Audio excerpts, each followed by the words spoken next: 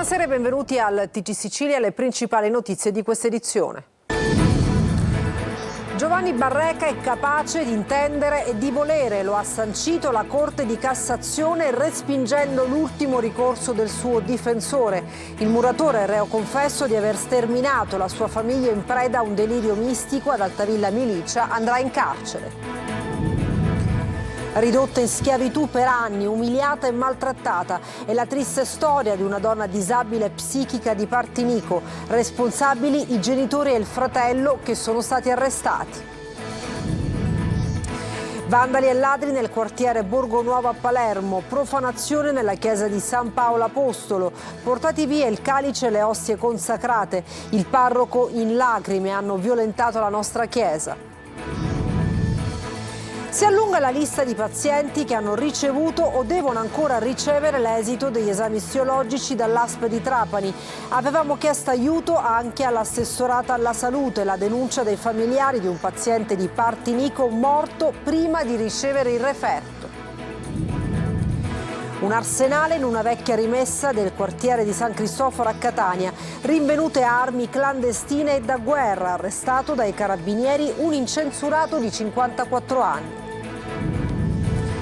Montagne Verdi diventa l'inno ufficiale del Bayern Monaco. La più celebre e vittoriosa squadra del calcio tedesco ha scelto lo storico brano di Marcella Bella per celebrare. E poi il calcio, anche la Turris esclusa dal campionato di Serie C. La decisione del Tribunale Federale Nazionale riscrive la classifica del girone meridionale. Il Catania accorcia sulle squadre che la precedono, ma è polemica.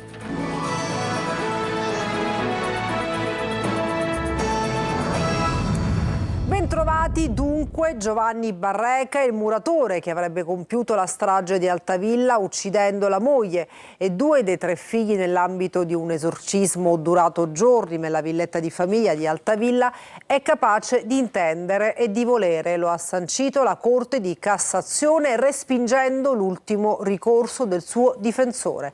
Manlio Viola. Giovanni Barreca è in grado di intendere e di volere e dunque può affrontare il processo. Dopo il Tribunale della Libertà e dopo il GIP, anche la Corte di Cassazione respinge il ricorso dell'uomo accusato di aver ucciso la moglie e 2 dei 3 figli al culmine di un drammatico esorcismo. Barreca nelle scorse settimane aveva ottenuto la scarcerazione e l'affidamento in comunità grazie a una perizia psichiatrica, ma la procura aveva presentato ricorso e ottenuto la revoca di quella scarcerazione. All'avvio del processo penale l'avvocato difensore Giancarlo Barracato aveva insistito sull'infermità mentale chiedendo lo stralcio della posizione del suo cliente, istanza sulla quale la Corte d'Assise non si era ancora pronunciata.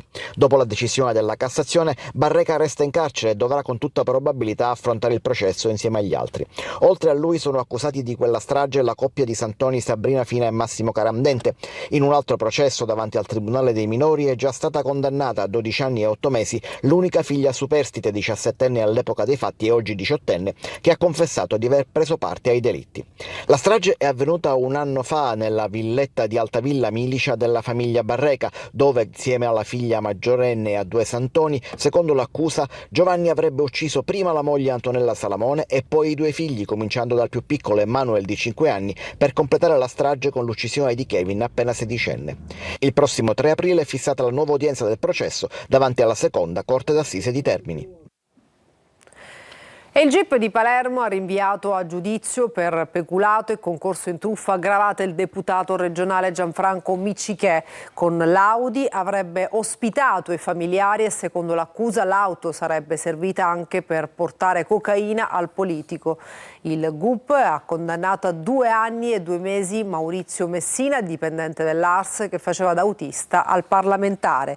Affronterò il processo con la massima serenità e con la consapevolezza di poter dimostrare la correttezza del mio operato, avendo sempre agito nel pieno rispetto del regolamento previsto dall'Assemblea regionale siciliana. Lo dice appunto Gianfranco Miccichè commentando il rinvio a giudizio. E adesso un'altra storia, umiliata e maltrattata per anni, è la triste storia di una donna disabile psichica di Partinico, a renderla in uno stato di schiavitù i suoi genitori e il fratello che sono stati arrestati. Adelaide Barbagallo. Ora è al sicuro in una struttura protetta, salva grazie a un medico attento che si è insospettito da una strana ustione che la donna con disabilità psichica aveva. Per anni ha vissuto annichilita da violenze e umiliazioni, terrorizzata da chi avrebbe dovuto proteggerla, costretta a vivere in un gravissimo clima di sopraffazione. Il quadro tracciato al GIP è drammatico e racconta la storia della donna di 39 anni sistematicamente maltrattata e offesa dai genitori e dal fratello.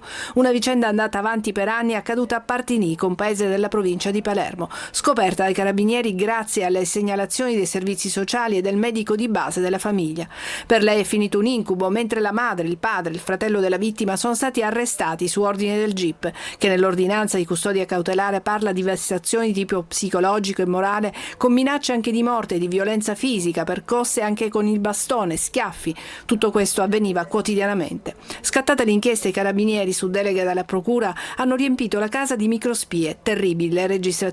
La donna era schiava dei suoi familiari. Ti ammazzo, ti spacco il cervello, le frasi per svegliarla durante la notte e costringerla a fare dei lavori di casa. Fino all'ultimo, prima che venisse interrogata agli inquirenti, non dirgli che ti ho picchiato, le diceva la madre, e non firmare niente, se no ti ammazziamo a legnate. Storie che feriscono. In paese c'è sgomento e incredulità. Questi bisognerebbe chiuderlo e non farli uscire più dalla galera. Bisogna chiedersi se realmente questa società di oggi ha una malattia che si può curare oppure è incurabile. Vandali e ladri nel quartiere Borgo Nuovo a Palermo, profanazione nella chiesa di San Paolo Apostolo, portato via il calice e le ostie consacrate. Il parroco in lacrime, hanno violentato la nostra chiesa. Marco Gullà. Trattiene le lacrime a stento padre Antonio Garao, parroco della chiesa San Paolo Apostolo a Borgo Nuovo a Palermo. Ignoti hanno infatti fatto irruzione nella chiesa, sottraendo il calice, le ostie consacrate e mettendo completamente a soqquadro gli ambienti parrocchiali. Un atto vandalico compiuto con inquietante spregio nei confronti dei simboli religiosi. Per il parroco oggi la sua chiesa è stata violentata. Purtroppo oggi siamo molto distrutti, scontenti, avviliti, perché questa notte hanno violentato la nostra parrocchia.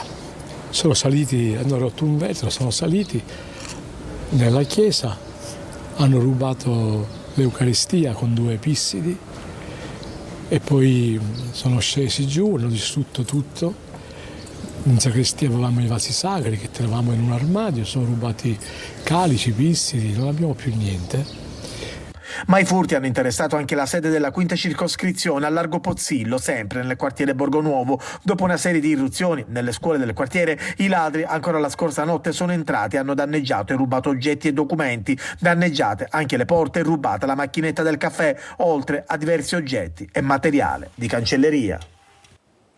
5 mesi per l'esito dell'esame osteologico, poi la morte. Familiari a novembre avevano presentato un esposto alla Procura di Palermo. La sorella della vittima avevamo chiesto aiuto anche all'assessorato alla salute, il servizio di Laura Spanò. Si allunga la lista di pazienti che hanno ricevuto o che devono ancora ricevere, nonostante le pressanti richieste, l'esito degli esami istologici dall'ASP di Trapani, e questo dopo i 30 casi segnalati in questi giorni. E in questa tragica realtà con cui si stanno scontrando migliaia di pazienti oncologici si scopre che già a novembre scorso i familiari di un paziente di 68 anni di Partinico, che avevano atteso 5 mesi per l'esito dell'esame istologico, avevano presentato un esposto alla Procura di Palermo. Il paziente viene operato dal il 15 aprile del 2024 per addome acuto da appendicite. I tessuti prelevati vengono inviati all'ospedale di Castelvetrano per l'istologico che arriva il 10 settembre. 5 mesi dopo, troppo tardi, la famiglia cerca in tutti i modi intanto di avere l'esito di quegli esami, sollecitando financo l'assessorato regionale alla salute, che quindi sapeva cosa stava accadendo, e il dirigente generale del Dipartimento Pianificazione Strategica, inviando 2 PEC ad agosto e settembre 2024. Nessuna risposta. L'uomo è morto a dicembre scorso. La sorella del paziente, nel sottolineare il dolore profondo per la perdita del congiunto a cui è stato negato il diritto a curarsi, rimarca: io e la mia famiglia abbiamo inviato mail, PEC, fatto telefonate, tutte puntualmente inevase. Erano tutti latitanti. La riforma per l'iscrizione alla facoltà di medicina è legge, ha abolito il test di ingresso, ma la selezione si sposta di 6 mesi. Lorena Dolci.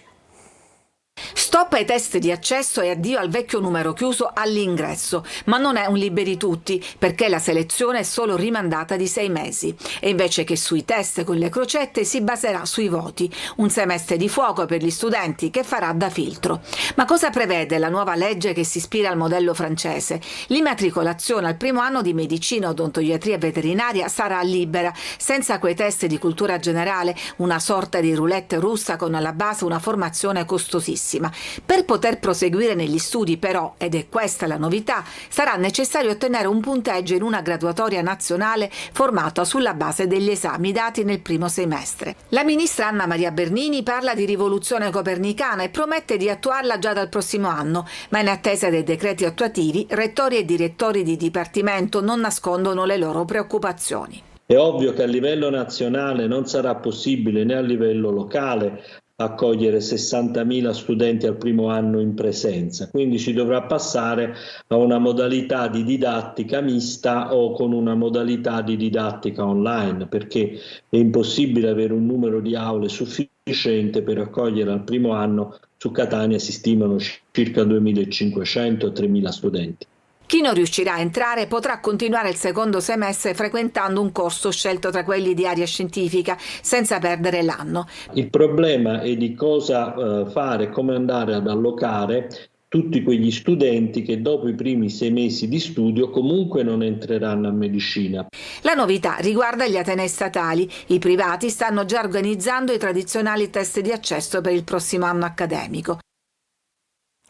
La Corte d'Appello di Palermo ha confermato la condanna a 1 anno di carcere, pena sospesa emessa in primo grado nei confronti di Maria Angioni, l'ex PM che indagò sulla scomparsa di Denise Pipitone, la bambina sparita da Mazara del Vallo a settembre del 2004.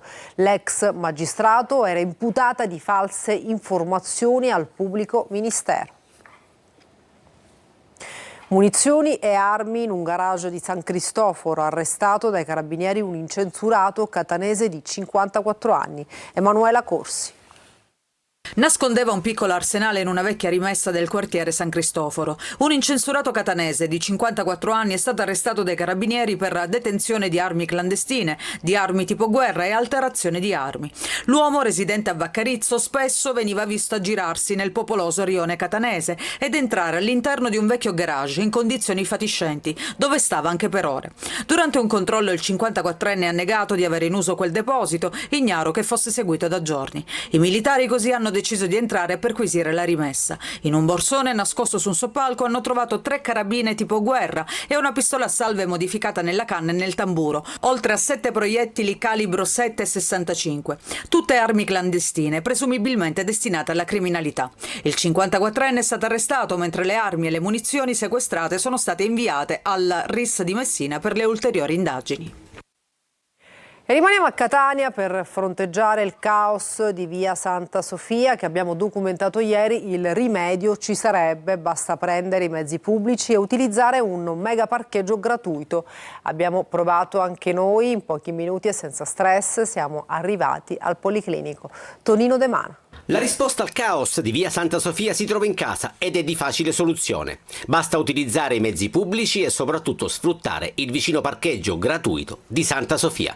Dopo aver documentato le file chilometriche con pesanti ripercussioni persino davanti al pronto soccorso del Policlinico di Catania, bisogna prendere atto che il rimedio c'è. L'università ha messo a disposizione un parcheggio, che è quello vicino al Pala Arcidiacono, con 1200 posti gratuitamente a disposizione degli utenti del Policlinico.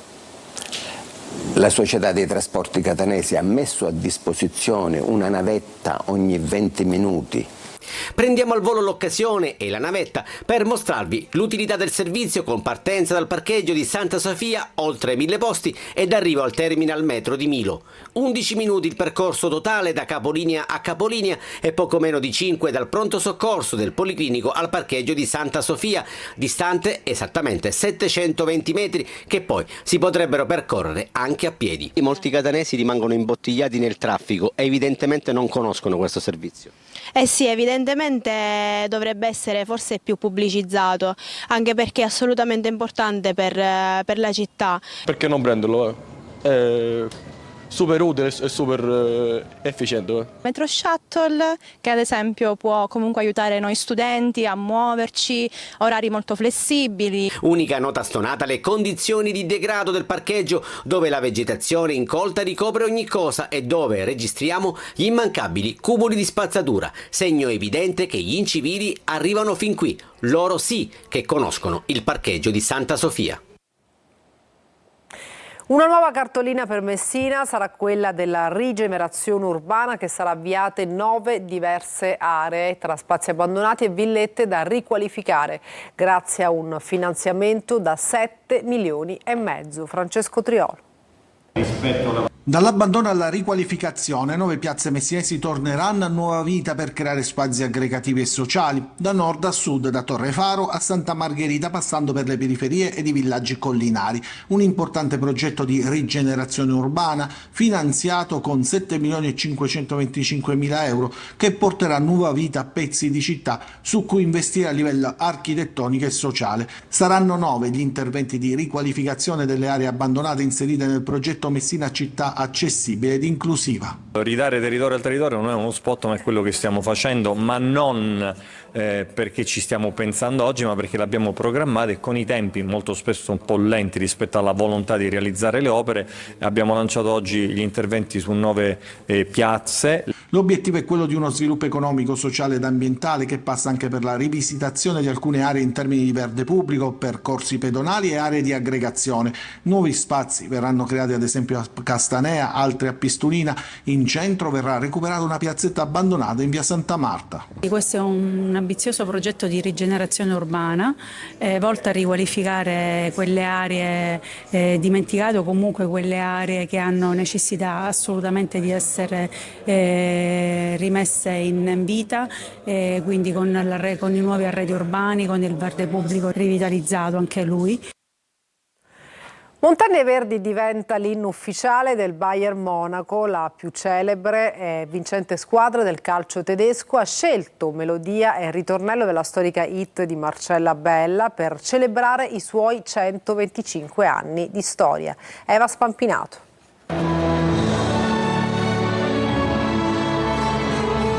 Quando si dice un evergreen. E così Montagne Verdi diventa l'inno ufficiale per celebrare i 125 anni di storia del Bayern. Canzone inno con la melodia di Montagne Verdi, lasciando come tributo all'originale il suo ritornello in italiano. Non è la prima volta che il Bayern si ispira a canzoni italiane, se si pensa che in città c'è una comunità di 28.000 residenti di origine italiana. Il culto per la musica di casa nostra è comprensibile. L'Agragas rinuncia ufficialmente al campionato di Serie D. La squadra è ultima in classifica nel girone I, destinata alla retrocessione. La decisione comunicata alla Lega Nazionale Dilettanti è dovuta a difficoltà economiche e gestionali. Il club però conferma la prosecuzione delle attività del settore giovanile, puntando sulla crescita dei giovani talenti. Spettacolo a Messina per gli Harlem Globetrotters, la storica squadra di basket americana che si è esibita al Pala Rescifina con il suo show. Francesco Triolo. Acrobazie mozzafiate ed uno spettacolo fatto tutto di giochini e schiacciate. A Messina è stato uno spettacolo l'arrivo degli Harlem Globetrotters, la mitica squadra di basket americana, la più amata del mondo, composta da giocatori famosi per le loro acrobazie ed i tiri spettacolari. Gli Harlem, che hanno ospitato tra le loro fila leggende del basket come Wilt Chamberlain, Marquis Haynes, Fred Carlin Hill, si sono esibiti ieri sera davanti a circa 2000 spettatori del Pala Rescifina, dimostrando una padronanza tecnica ed una creatività senza pari. Quello di Messina è stato uno degli 8 appuntamenti in Italia che stanno facendo segnare il sold out, uno show unico dove basket e intrattenimento si sono fusi in uno spettacolo per tutte le età. tiri impossibili, humor e sorpresa a non finire con un fine benefico. Da oltre un anno gli Harlem Globetrotters infatti collaborano attivamente con la FAO, partecipando a iniziative importanti come visite a scuole e progetti di alimentazione scolastica, eventi legati alla giornata mondiale dell'alimentazione, incontri con bambini per promuovere le abitudini alimentari sane e combattere la fame, un'attività di sensibilizzazione legata anche all'apporto dell'Assemblea Generale delle Nazioni Unite. E adesso una pausa, torniamo tra poco.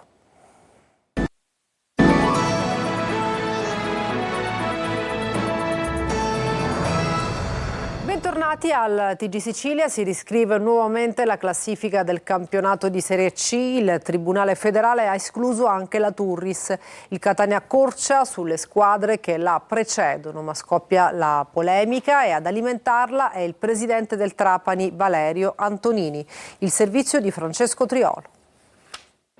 Dopo il Taranto tocca alla Turris. Il Tribunale Federale Nazionale ha escluso la società corallina dal campionato di Serie C, infliggendo 3 punti di penalizzazione in classifica da scontare nella prima stagione sportiva utile. Una decisione annunciata dopo il deferimento per violazioni di natura amministrativa. Cambia quindi nuovamente la classifica del girone C. Stavolta il beneficio per il Catania è più evidente. I rossazzurri, che nel girone d'andata avevano pareggiato a Torre del Greco, perdono un solo punto. La squadra di Toscano resta al 7° posto, ma accorcia su diverse avversarie che la precedono in graduatoria. Nella lotta per il primo posto sorride l'Avellino, che guadagna 2 lunghette sulla capolista Cerignola. Ne guadagna anche il Messina rispetto alla Casertana, 1, anche se i giallorossi dovranno osservare il turno di riposo. Ma il Messina è in bilico anche per altro. Entro il 17 marzo la AAD Invest dovrà presentare la documentazione alla commissione della Covisoc, che si occupa di accertare i requisiti di chi subentra nei club, ovvero solvibilità e precedenti giudiziari. Al momento nulla è stato trasmesso e si rischia un altro deferimento che potrebbe poi portare ad una multa o a una penalizzazione di 1 o 2 punti. Messina ha già fatto fuori al presidente del Trapani Valerio Antonini, che sul social X ha scritto: il 16 aprile tocca al Messina, preannunciando battaglia contro la Lega e chiedendo la convocazione urgente del Consiglio per riscrivere le regole delle iscrizioni al campionato. Al Trapani sono stati sottratti ben 6 punti. A proposito di Messina, domenica derby col Catania, il prefetto del capoluogo peloritano ha disposto il divieto di vendita dei biglietti ai residenti nella provincia etnea, una partita per la quale il tecnico toscano può contare sul rientro di Stoppa, che ha scontato 2 giornate di squalifica e proverà a recuperare anche Dal Monte e Anastasio. E per questa edizione è tutto, grazie per averci seguito e buona serata.